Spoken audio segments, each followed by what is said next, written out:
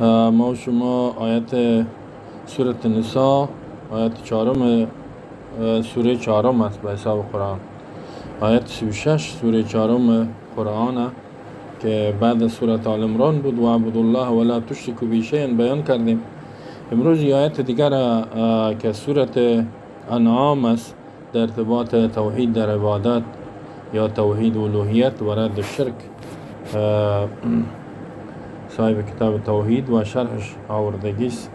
ایرا بیان میکنیم که الله متعال در ارتباط با توحید چقدر، یعنی گپ اول میگه که عقیده توحید در عبادت و رد شرک و شرک نفرت داشتن، دور شدن و از مشرک و شرک یعنی اجتناب کردن چقدر مهم بیان کردگی است.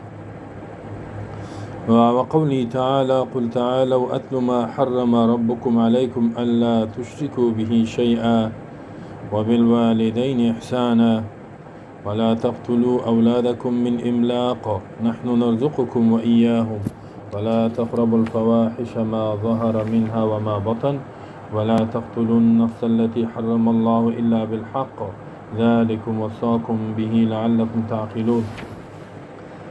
دوستای عزیز، در این آیت الله متعال می فرماید اول یک سورت انعام آیت 151 تا 153 است. 151 امروز بیان میکنیم.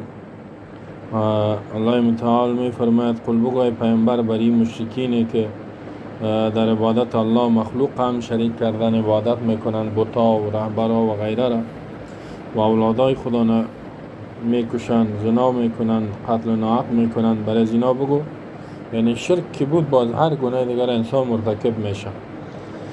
اتلو تعالی و بیاین شما به طرف یک چیزی که یعنی متوجه شوین، بیاین چیزی که شما را درجه میتند، مرتبه تان بلند میکند. اتلو که ما بیان بکنم برای شما ما حرم ربکم، آن چیزی که حرام کرده ربتان علیکم با بالای شما انسان ها یقینی حرام کرده، نگمانی.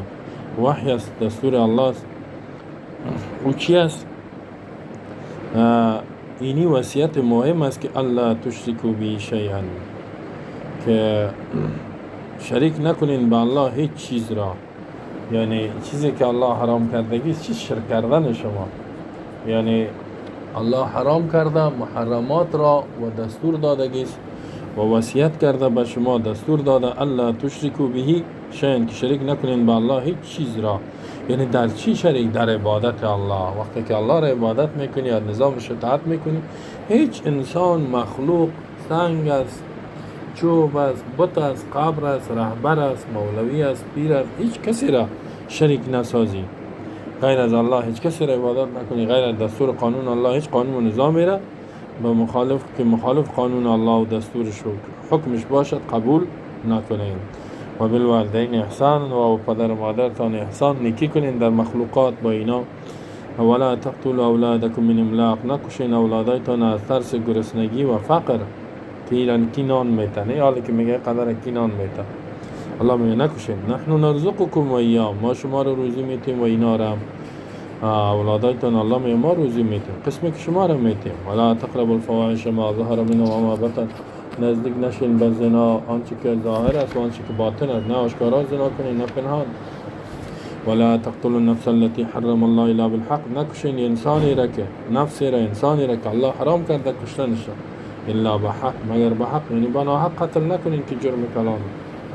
ذلكم وصاكم به لعلكم تعقلون، الله میگه ذالکم این حکمی که بیان شد، وصاكم وصیت میکند شما الله، یعنی حکم قاطع میکند الله به لعلكم تعقلون، تا که شما را بفهمین، یاد بگیرین، تعقل کنین، فکر کنین، یاد بگیرین و عمل بکنین. این خود ترجمه تحت لفظیش بود دوستا. شرحش قسمی که در کتاب تان آورده و قولی تعالی سخن الله و دستور الله متعال است. قل تعالوا ما حرم علیکم بیان کردگی سورت انعام آیت 151. سورت انعام ششم سوره در قرآن. از تفسیر شروع میکنه که قال العماد ابن کثیر رحمه الله. عماد ابن کثیر عند مفسرین بسیار تفسیر معتبر است.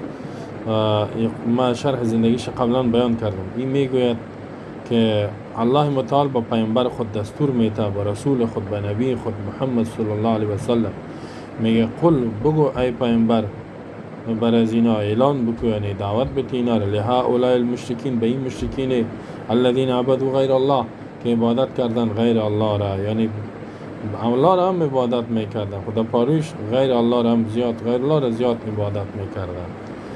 بت ها 360 بت در چهار اطراف مکه مانده بودن، رهبرای خدا را اطاعت میکرد. خلاص هر کسی که ذره قوت میداشت اینا او را عبادت و اطاعت میکردن.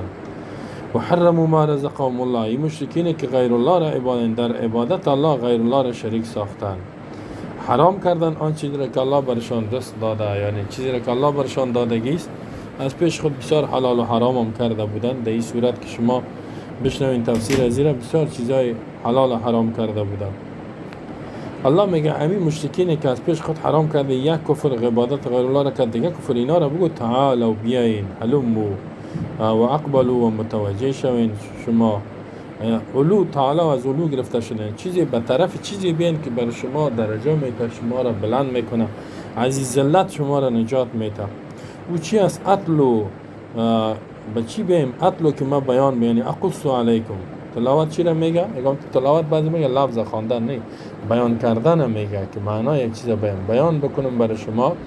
ما حرم ربکم علیکم، آن چیزایی را، آن دستوراتی را حرم که حرام کرده ربکم، رب شما، خالق شما، علیکم به بالای شما انسان های مشرک، یا به بالای هر انسان چیزایی که الله حرام کرده حقا به حق حرام کردگی است. لا تخرصا ولا ظن، نه حدکل و نه گمانی، یعنی حدس و گمان، یعنی بیدلیل نه. شما قسم که اونا از پیش خود بیدلیل بسیار چیزا را، صاحبه و وسیله و چیزا را از پیش خود حرام کرده بودن. بل وحیا منه، بلکه وحی است از جانب الله و امر است از جانب الله، یعنی یقینی چیزی که حرامه، نه این چیزی که از شما از پیش خود حرام کرده. و چی است؟ الا تشرکو به شیئا، این که شریک نکنین با الله چیز را. سعی کنین در اینجا یک سوال پیدا میشه، به می خاطر بازی کتاب شما جواب میتم، میگه وکأن فی الکلام محذوفا الا تشرکو به شیئا. اینجا سوالی است که میگه الله میگه بیاین با آن چیزی که ربتان به بالای شما حرام کردگی است، و چیز ای که شرک نکنین. یعنی عدم شرک خو حرام نیست، بلکه عدم شرک خو یک دستور است. و اینجا یک سوال پیدا میشه که چه قسم الله میگه بیاین به چیزی که الله حرام کرده، چرا حرام کرده؟ الله تشرکو، الله تشرکو خو الله نافی است، یعنی عدم این که شریک نکنین با الله، یعنی شرک نکنین. شرک نکردن خو حرام نیست، خو یک فرض است، شرک نکنی خو یک فریضه است، این خود دستور است. اینجا چه قسم؟ اینجا یک سوال پیدا شد، نه که الله حرام کرده عدم شرک، و می خاطر میگه وکأن فی الکلام محذوفا، گویا که در کلام یک کلمه حذف شده، یعنی یک جمله حذف شده است. و جمله که حذف شده چی به او دلالت میکنه؟ میدل علی سیاق آیت که ذالکم وصاکم است، او دی دلالت میکنه. سیاق آخر آیت میگه، سباق ما قبلش. تقدیر از این پس، تقدیر از این اندازه از این آیت میگه ای تو میشه که الله تشرکو پیش از یک جمله است، وصاکم، یعنی بین چیزی را که الله به بالای شما از محرمات حرام کرده و چیزی را که دستور داده. اینال دستورش چیست؟ وصاکم، وصیت کرده بین به چیزی که الله به او وصیت کرده. وصیت چی را میگه؟ آخری گپی که منسوخ نشه، یعنی دستور دادگی است به شما، وصیت حکم قاطع کردگی است. او چیست؟ الله تشرکو به شیئا، شریک نکنین با الله هیچ چیز را، هیچ کسی را در عبادتش و هیچ چیزی را شریک نکنین. نمیال این دوا را ببینین، میگن 330 میلیون ما خدا و معبود داریم. 330 میلیون، نه 1 لک، نه 1 میلیون، نه 10 میلیون، نه 100 میلیون، یعنی 1 میلیارد هندو است در روی زمین، هزاران یعنی صدها میلیون هندو است که مخلوقات هر چیز عبادت میکنن. بیش از 300 میلیون خدا دارن. الله میگه هیچ چیزی را شریک نکنین با امرای الله. و می خاطر در آخر آیه میگه می ذالکم وصاکم بهی. خب اگر که این یک معنایش در الله تشرکو، یک جواب می است. قلت ای صاحب کتاب میگه می فتح القدیر، صاحب فتح الخبیر که است عبدالرحمن ابن حسن، میگه فیکون المعنا، معنای تو میشه که حرم علیکم ما وصاک، حرام کرده ایست الله شما، الله متعال به بالای شما، ما وصاکم به ترکی من المشرک، آنچه که الله وصیت کرده ایست به ترکش اون چیزی را که حرام کرده چیست؟ من الاشراک بی، شرک کردن به الله. یعنی شرک کردن به الله را الله حرام کرده. الله وصیت کرده که شرک نکنین، شرک نکنین. شرک کردن الله چی کرده؟ حرام کرده. اولین محرمات شرک. کسی مرتکب ازی شود کافر می شود. بعضی محرمات حرام بدانی مرتکب شوی کافر نمیشه، مثلا زنا کردن. کسی عمل زنا را بکنه کافر نمیشه به شرط که حرام بدانه. اما اگر شرک مرتکب شدی کافر میشی. و فی المغنی، باز میگه در مغنی ابن حشام، مغنی کتاب نحو است، در بخش نحوی بسیار عالم کلام بود. ابن حشام فی قوله تعالی الا تشرکوا به شیئا ثبت اقوال. میگه مغنی ابن حشام میگه که در قول الله تعالی الا تشرکوا به شیئا 7 قول است از مفسرین، یعنی 7 تفسیر است، 7 معنا شدگی است. باز میگه احسن هذا الذي ذكره ابن کثیر، بهترینش همیست که ابن کثیر ای را ذکر کردگی است. و یلیه و نزدیک به بین لکم ذالک، بیان کردگی است الله برای شما ای را که لا تشرکو، که شریک نکنین شما با امر الله. فحذف الجمله من احدهما، جمله از یک از اینا حذف شد. و هی وصاکم، کلمه وصاکم حذف شد. و حرف الجر، و دیگه حرف جر که لله است، نه این لام. و ما قبله من الاخرى، و ما قبلش از دیگه، یعنی این حذف شد که بین لکم و لله تشرکو. به می خاطر میگه ولهذا اذا سئلوا عما یقول لهم رسول الله صلی الله علیه و قالوا. به می خاطر میگه مشرکین بودن وقتی که سوال میشدن، مشرکین حرمی، مشرکین مکه سوالشان میکردی در وقت قرآن نازل شد، اما یقول لهم رسول الله، از آن چیزی که پیامبر به اینا میگفت که شما پیامبر برای شما چی دستور میده، یعنی محمد ابن عبدالله رسول الله.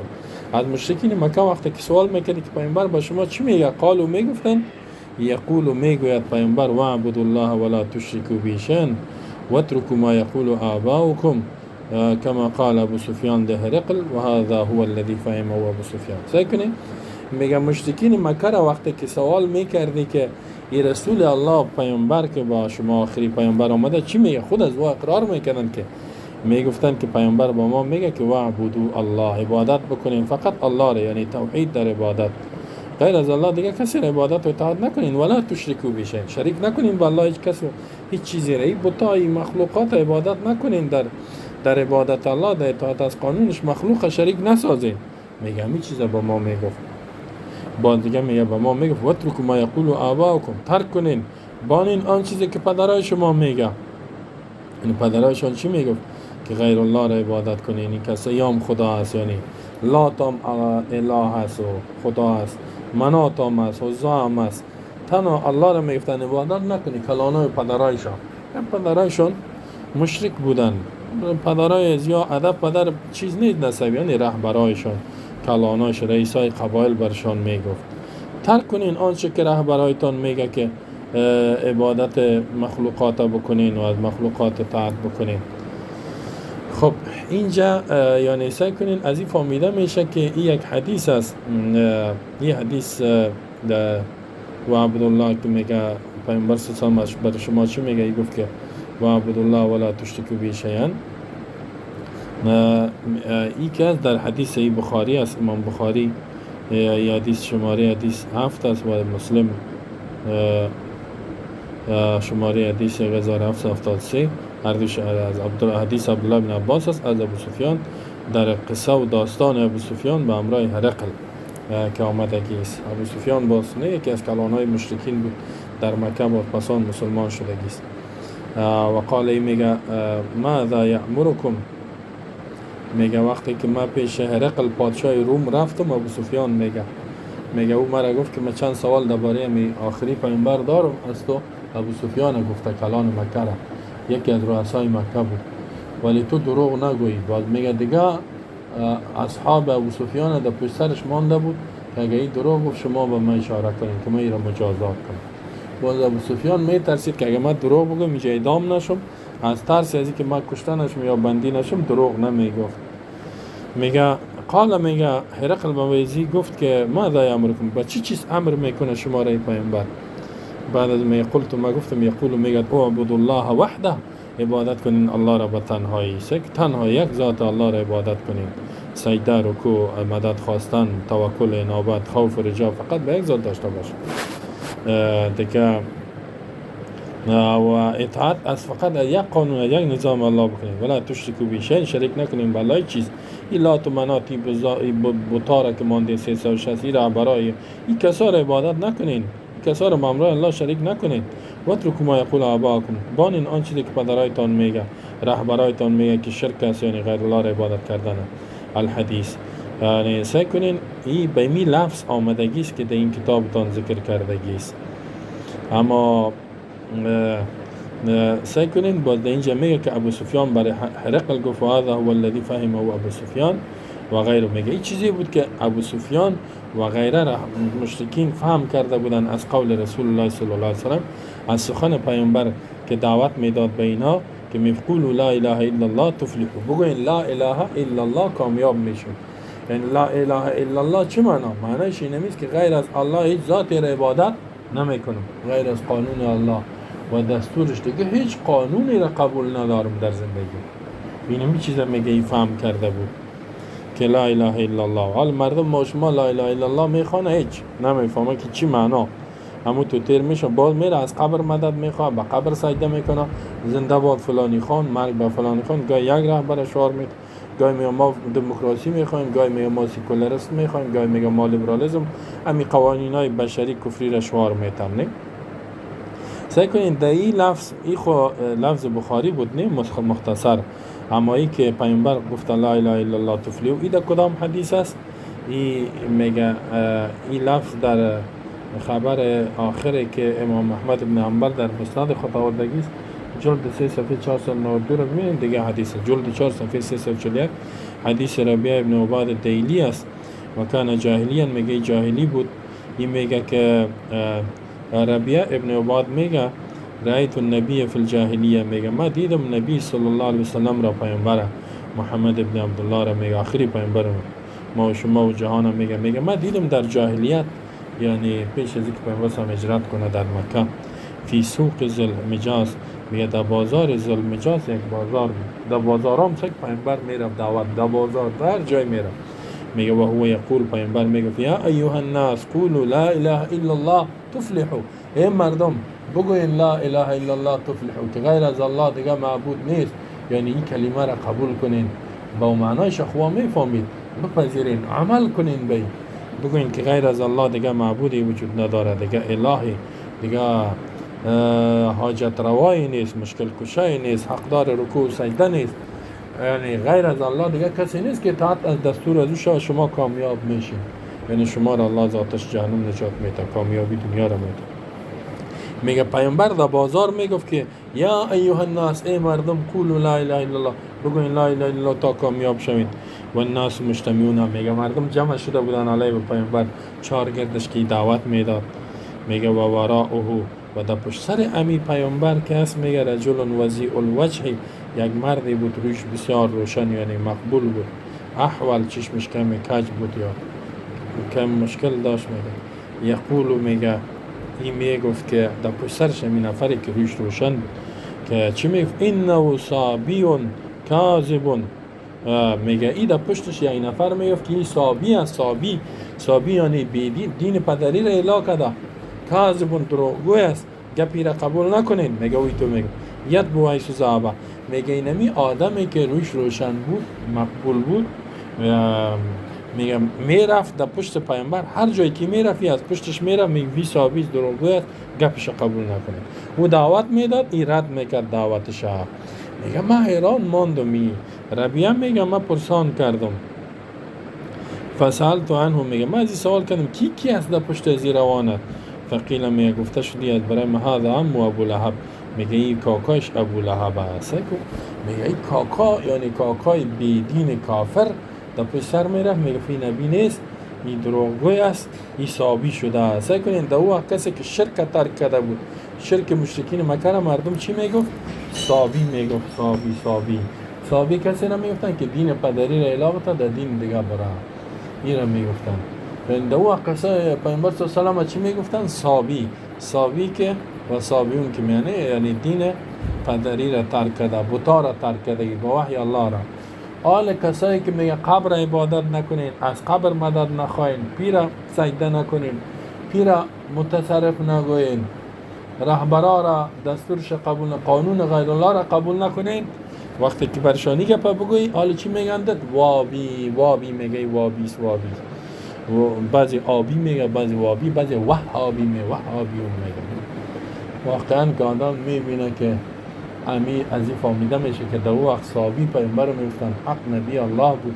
حالا کسایی که تابعدارایش هست اینا را وابی، یعنی این تهمت ها هست. باز که بعضی که ملاهای جاهل بدبخت ظالم بیدین ضدی و انادی که پرسانش کنی وهابی چه معنا؟ اگر وهاب نام الله است، کسی که تابعدار وهاب چه معنا؟ وهابی چه معنا؟ کسی تابعداری قرآن میکنه، پیامبر میکنه، صحابه میکنه، ائمه مجتهدین گپاش مطابق قرآن سنت باشه، او را تابعداری میکنه، این را وهابی میگن. وقتی که از یا پرسان کنین که وهابی چی است، همین مولای ضدی و انادی متعصب بازیا چی میگن؟ میگن یهود نصارا بدتر است، تکفیر میکنن، تکفیری ها مولای تکفیری جاهل. میگه سعی کنین امیر روایتی را که من براتون بیان کردم در مسند احمد آمدگی است. اگر که در کتاب چیزتون در متن یعنی کتاب فتح المجید نیست، این سندش صحیح است. فی طریق عمرو ابن زهیر غیر مشهور، در یک طریق عمرو ابن زهیر مشهور بر روایت نیست، لیکن در طریق دوم رجالش ثقات است کلش. وقد صححه شیخنا عبدالقادر، میگه عبدالقادر ارناؤوط یکی از محدثین است، این حدیث صحیح گفته در تعلیقش علی فتح المجید. و کما قال خبر مشهور در کتب سیرم و از طریقای دیگر امام احمد را در جلد 5 371 376 این روایت آوردگی است که پیامبر صلی الله علیه و آله میگفت که لا اله الا الله و مردم گپ شرط میکردن. خب دوستا تا اینجا این را فهمیدیم که پیامبر صلی الله علیه و آله و عبد الله ولا تشرکوا به شیء، این چیزی است که ابو سفیان هم گفت که ما را میگه میگه، این گپ مهم انبیا می بود نه. ولقد بعثنا فی کل امة رسولا یعبدوا الله واجتنبوا الطاغوت. دوجه گفت یعبدوا الله واجتنبوا الطاغوت، دیگه چی میگه؟ وعبدوا الله ولا تشرکوا به شیئا، عبادت الله را بکنین، اطاعت دستور الله بکنین، کسی را با امرای الله شریک نسازین. اینجا البته ما یک گپ قبلی را براتون بگم، گفتیم در مغنی ابن هشام کی است؟ همین شرح زندگی از مختصری است که امام است، امام نحو است. ابو محمد اسم کنیش عبدالله نام اصلیش است، ابن یوسف ابن احمد ابن عبدالله ابن هشام مشهور است. انصاری مصری بود، الی انتها علم العربی، علم عربی نحو و صرف به این منتهی شدگی است. در زمان خودش یعنی در علم عربی نحو و صرف بسیار مهارت داشت، در گرامر عربی. توفی سنه 761، در سال 761 یعنی عالم قرن 8 است، وفات کرده است. به این خاطر گفت که در الله تشرکو 7 اقوال است، بهترین شان است که ابن کثیر آورده است. دیگه اصل گپ ما و شما دوستایی است که غیر از الله کسی را با امر الله شریک نکنیم. ابو سفیان که وقت هرقل پرسان کرد گفت به ما هیچ چیز میگه که غیر از الله دیگه کسی را عبادت نکنیم. با اونجا هرقل پادشاه روم، پادشاه اروپا دیگه بگویم، امریکا اونجا مربوط اروپا مربوط روم میشه. باز اون میگه که اگه این گپایی که تو گفتی امی شخص امی قسم باشه، دیگه سوالام کرده، میگه این یک وقت میشه که زیر پای مرا میگه این سرزمین فتح میکنه و همون تو شد مسلمان های پیشروی کردن، الحمدلله حتی اسپانیا را فتح کردن و جنوب فرانسه رسیدن، بسیار بخشای کشورهای اروپایی را فتح کردن مسلمان ها.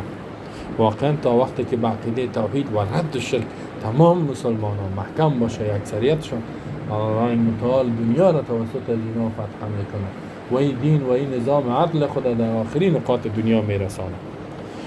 خب جمله بعدی از آیات چیز که و بالوالدین احسانا. دیدین دوستان، بعد از الله در دنیا یک انسان حق الله سبحانه حق خالقش که عبادت و اطاعت نظامش کنه، کسی را با او شریک نکنه. بعد از او حق مخلوق چیست؟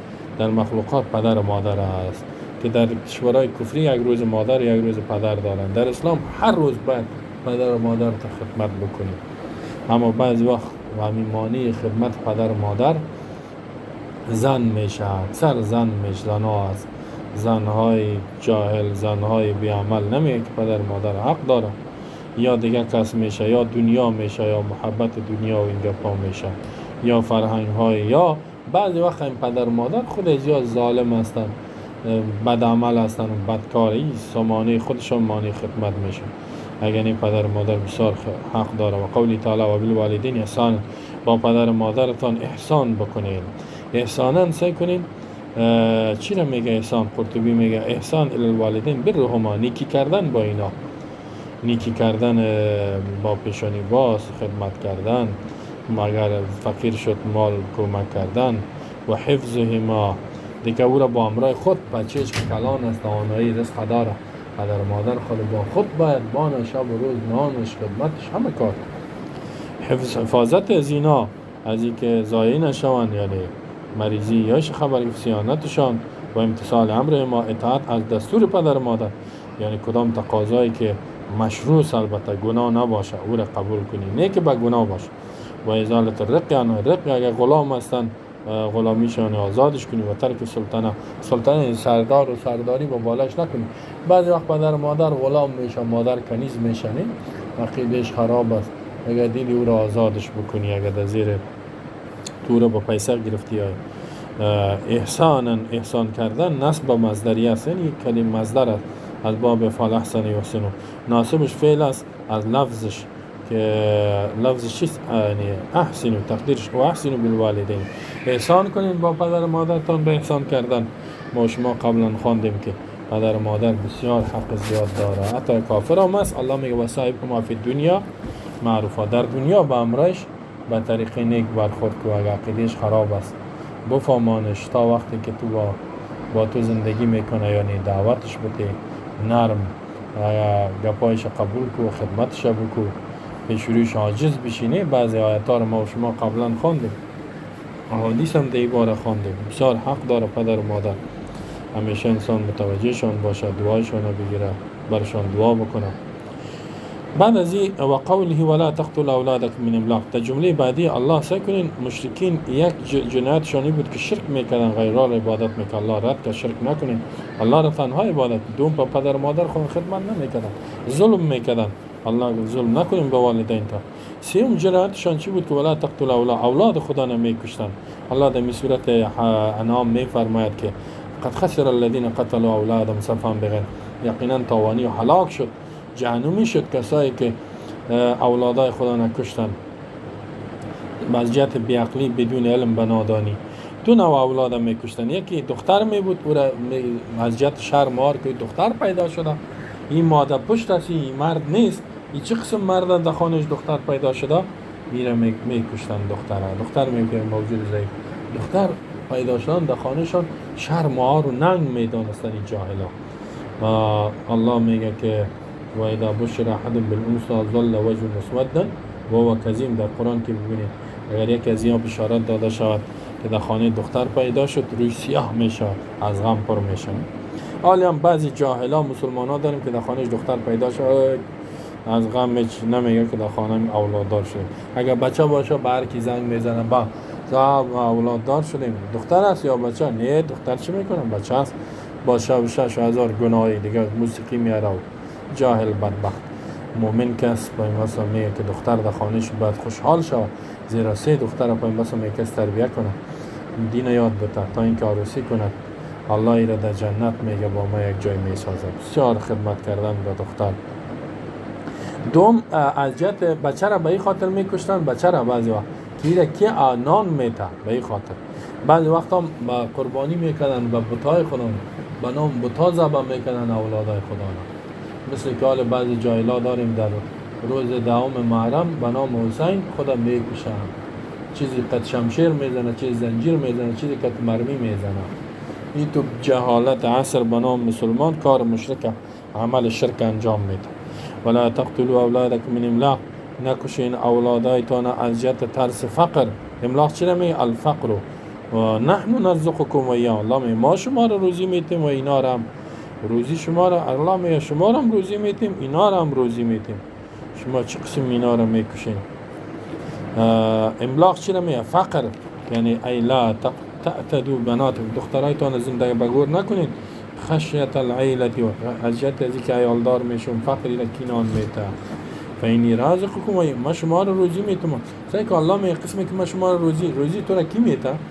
ما الله میته، گمیال الله باران بند کنه، ما شما ناب چاه است، ناب بر از گشنگی و تشنگی میمیریم. خب الله میگه رزق ما میتم. در حدیث میاد وقتی که انسان تولد میشه حتی می 4 ماه و 10 روز که شد در 40 روزگی الله رزقش نوشته میکنه. 40 روز بعد از 4 ماه و 10 روز الله میگه رزقش نوشته کن. پیش از اینکه به دنیا بیایی الله رزق تو را نوشته میکنه. همین کسایی که به خاطر رزق نمیکشه اولاد خدا، یا بعضیا میگه که چند اولاد داری، میگه 7 او بس تا 3 تا که زیاد شد میگه 2 بچه اچه چوتا خاندان زندگی آسان. این عقیده کافر است. شما ببینید دوستان می دنیا قبلا 1 میلیون انسان بود صحیح نان نداشت. خب 1 لک بود یا نان صحیح بوره تا یافتم چیزای خوراکا. حال سعی کنید که به هزاران یعنی 8000 میلیون انسان تقریبا یعنی به 100 میلیون انسان به هزاران میلیون انسان رزق زیاد شده، نان زیاده، حتی مردم نان نمیخورن دیگه چیزا رو میخورن، میگه نان چی داره و برنج و چیزای دیگه. نان زیاد شده، رزق زیاد شده، میوه زیاد شده. زمین هم ببینین هر قدر مخلوق زیاد شده اما قدر انسان الله علم میته، علم زراعت، صنعت زراعت الله داده. از یک زمین چقدر کشت میکنن. در یک زمین مثلا یک جریب زمین با هزاران فامیل جای میتن بلند منزل جور میکنن. نه این الله علم داده.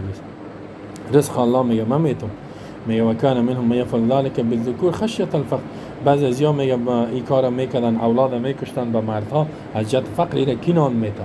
ایره قرطبی ذکر کرده. ذکر قرطبی مفسر است، جامع الاحکام للقرطبی بسیار تفسیر معتبر است. دوستای محترم، دوستای عزیزی، دوست اولادتان عالمی مسلمانایی که میگم نه عقیده شرکی است، شرک که اولاد میگه زیاد شایره کی نان میته. ها فاصله بین ولادت به خاطر که مادر ضعیف نشه اولاد شیر بخوره خیر است. 1-2 سال فاصله تا 2 سال شیر بخوره بعد دیگه طفل بیا فاصله گپی نیست. اما بعضی رحم خدا میدوزه و بعضی میگه قدر اولاد چی کنیم میره کی نان میته، این کار نکنین، این بسیار گناه کلانه. و فی الصحیحین ابن مسعود رضی الله عنه یک در صحیحین کس امام بخاری مسلم دیگه کتابا که دوستا سنن ابو داود، ترمذی، ابن ماجه، نسائی و صحاح نیست، بعضی کتب سیام و داود صحیح و ضعیف است، اما بخاری مسلم هر دوی صحیح، تمام احادیث صحیح. از عبدالله بن مسعود رضی الله عنه، عبدالله بن مسعود قبلا تعریف کردیم برای شما. این میگه قلت یا رسول الله، میگه ما گفتم ای رسول الله ای الذنب اعظم عند الله، کدام گناه بسیار بزرگ است به نزد الله. سعی کنید دوستا صحابه از گناه پرسان میکنن، ما شما از گناه پرسان نمیکنید، از نیکی‌ها پرسان میکردن. کدام گناه بسیار بزرگ است که اجتناب کنیم؟ قال میگه گفت پیامبر صلی الله علیه وسلم، این حدیث امام بخاری شماره حدیث 4477 و همین قسم در 7520 و امام مسلم هم میره به چندین طریق شماره 76 و غیر، ابو داود، ترمذی، نسائی، احمد بن حنبل، طحاوی در مشکل ابن حبان، بیهقی کلشان آوردگی است این حدیث، تنها بخاری نآورده. میگه گفتم کدام گناه بزرگ است؟ قال ان تجعل لله ندا و هو خلقك، برای الله مقرر کنی، بگردانی، باور کنی ند شریک و در حالی که الله تو را پیدا کنه. یعنی چی معنی شریک؟ مثل الله دیگه کسا جور کنی، عبادت کنی، رهبر اطاعت کنی مطلق، یا قبر یا بت یا پیر. این میگه بزرگترین جرمی است که با امرای الله دیگه کسا سجده میکنه، دیگه کسا مدد میکنه، دیگه کسا حاجت روا بدانی، دیگه کسا قانون گذار بدانی. از این کدر گناه کلان در دنیا یافت نمیشه. غیر از قانون الله دیگه قانون هم قبول میکنه، در برابر قانون الله دیگه قانون هم میسازه. اینی را شرک، یعنی شرک کردن، ضد و مقابل با امرای الله در عبادت جور میکنی. از این کدر گناه کلان نیست. این الله لا یغفر الشرک، الله نمیبخشه کسی بدون توبه دنیا برای.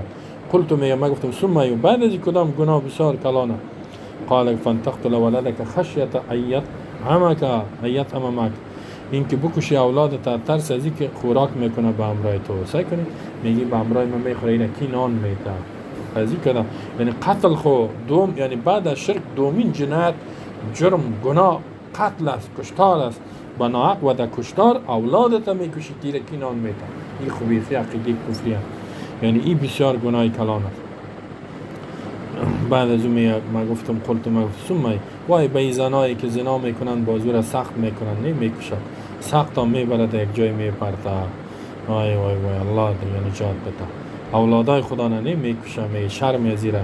اول زنا میکنن، بازو که پیدا میشه میبره، میگه یا 7 ماه 8 ماه شده سختش میکنه.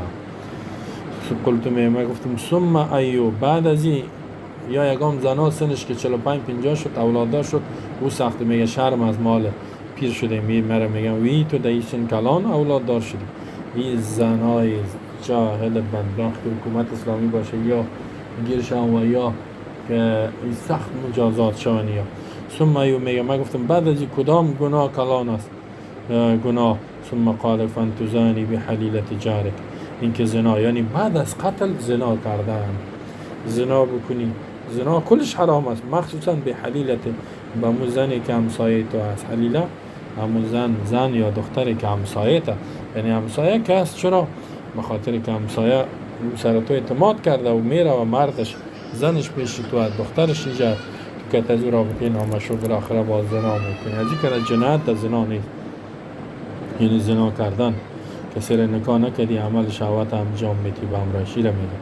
ثم تلا رسول الله صلی الله علیه و بعد میگه رسول الله صلی الله علیه و قرآن خوان که یعنی سعی کنین الله این گپی که من میگم تصدیقش در قرآن.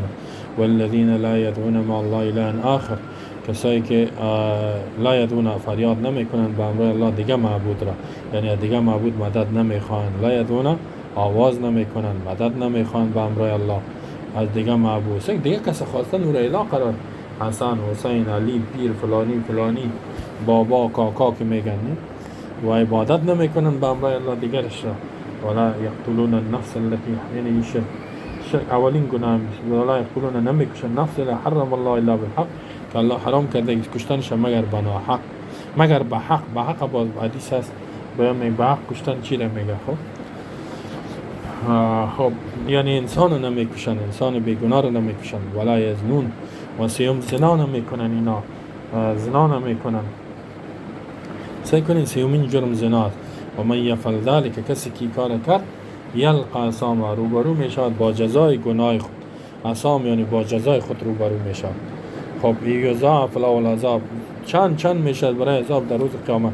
در روز قیامت عذاب زیاد شده میره، کم نمیشه. و یخلد فیه، و همیشه میماند در عذاب مهانا، ذلیل شده، رسوا شده، یعنی همیشه. خب کسی البته کسی که هم شرک کرده، هم قتل کرده، هم این سخت عذاب زیاد شده میره.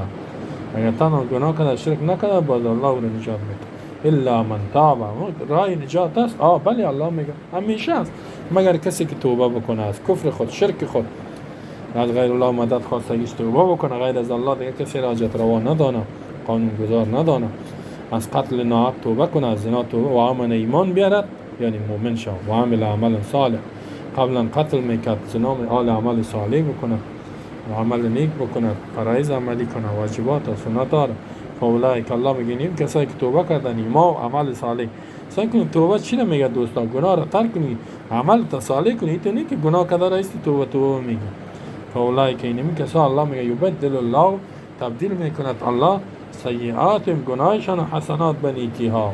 ماشاءالله، الله اکبر. سعی کنید دوستا در این باره یک حدیث آمد که الله بعضی ها را سعی توبه کنه گناهش به نیکی تبدیل میکنه. الله ما را میگه الله سیئات ما را به حسنات تبدیل کنه. و کان الله غفور رحیم، است الله غفور بسیار بخشاینده، رحیم نهایت مهربان. کسی توبه بکنه الله میبخشه، رحم میکنه. این آیت در کجاست؟ این آیت سورة فرقان، آیت 70 سورة فرقان است، 68 تا 70. در حساب ترتیب سوره 25 سورت است. خب این یعنی در گناه ها گفتیم که کسی را میکشینی بناحق، ولا تقتلوا اولادکم. و بعد از اون قول ولا تقربوا الفواحش، دیگه جمله ای که نزدیک نشین به فواحش ما ظهر منها و ما بطن. فواحش چیست؟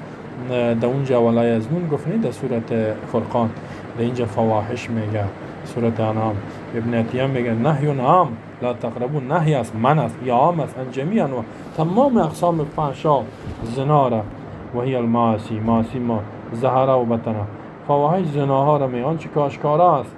زهره یعنی آشکارا زنا کردن، مثل که در غرب میکنن، نه در هر طرف. بطنه پت و پنهان زنا کردن. انواع گناه آشکارا است، پنهان است، بی حیایی ها، بی حجابی، کلش در داخل است. و این نزدیک نشه. میگه تستوفیان شامل میشه اقسام ما جلت علیهم من الاشیاء. اقسام آن چیزی که اشیاء است، یعنی از گناه هایی که به ارتباط زنا یا از کل از این فواحش زناهای که آشکارات پنهان از دور شد. خب یعنی کسی که عقیده توحید داره از قتل ناحق دور میشه، از زنا دور میشه. بعد از می قولی تعالی ولا تقتلوا النفس التي حرم الله الا بالحق في الصحيحين ایره توضیح میده. قول الله تعالی که نکش نفسی را که الله حرام کرده مگر به حق در صحیحین از عبدالله بن مسعود مرفوعا یعنی پیامبر روایت کردگی است. این حدیث بخاری مسلم است دوستا. غیر از بخاری مسلم شماره حدیث بخاری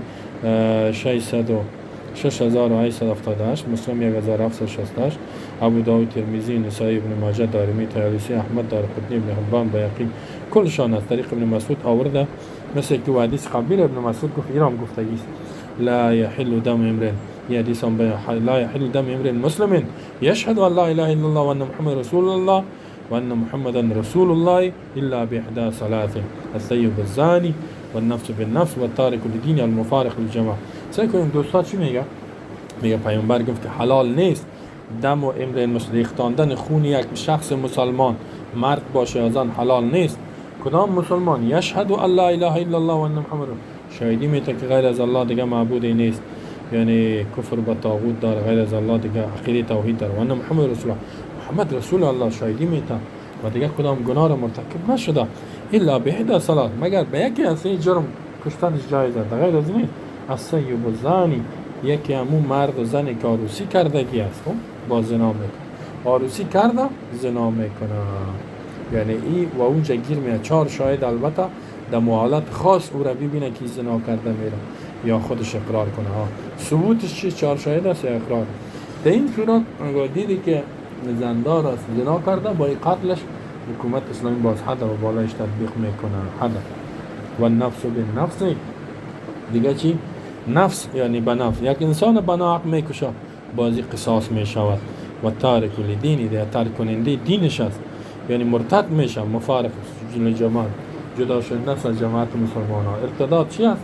صورت های ارتداد زیاده. یکی که مثلا قبر عبادت میکنه غیر الله را حاجت روا مرتد میشه اگر مسلمان باشه، یا قانون غیر الله را قبول میکنه، دموکراسی و سکولاریسم با همه معناش میپذیره با همه چیزایی که داره، در صف کافران میرود با کافری اجعاله مسلمان میشه، یعنی این صورتی مرتد میشه باز خونش مباح میشه. در غیر از او جایز نیست. صورتاش زیاد است دوستان.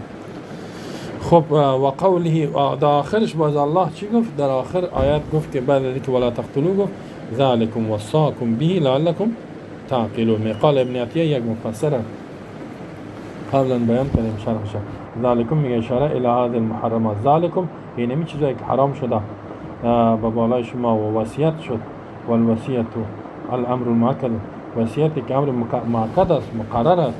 چی معنی؟ ذالکم اینمی چیزایی که اشاره شد محرمات وصاکم بی وصیت میکنه شما رو به این. وصیت چی؟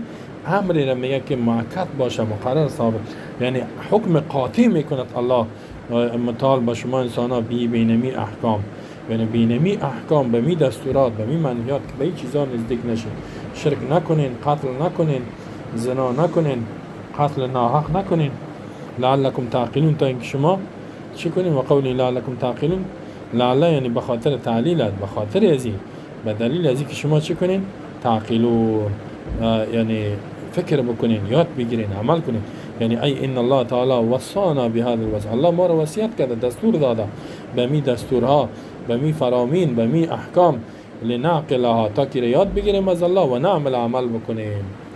و فی تفسیر طبری یعنی تعقل چه میگه؟ یاد گرفتن میگه دوست، فکر کنیم، یاد بگیریم، قرآن عمل کنیم.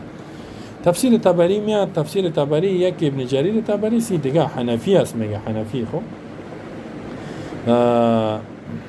میگه ذکر اولا تعقلون، اول تعقلون که ذکر کرد که یعنی احکام یاد بگیریم، ثم تذکرون باز پند و نصیحت بگیریم یعنی عمل کن، ثم تتقون بعد از او تقوا کنین، زیرا لانهم اذا عقلوا یاد بگیرن تذکروا میگه وقتی که فکر کنن بفهمن تذکروا یاد میگیرن، بعد فخافوا میترسن و اتقوا تقوا یعنی به این گناه نزدیک نمیشن لعلکم تتقون.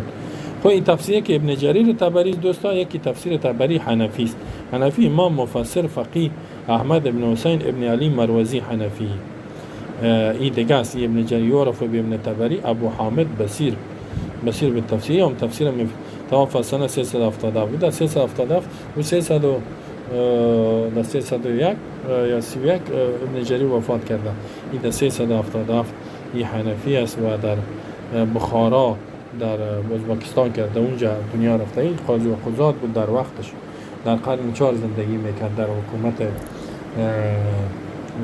حکومت عباسی‌ها. یا یک از مفسرین است. خب دوستا در آیت شرک در توحید و شرک در عبادت و معنی شد و دیگه گفت الله و شما توفیق نصیب کنه. آیت بعدی را دیگه روز میخوانیم. و صلی الله علی نبینا محمد و علی آله و صحبه اجمعین.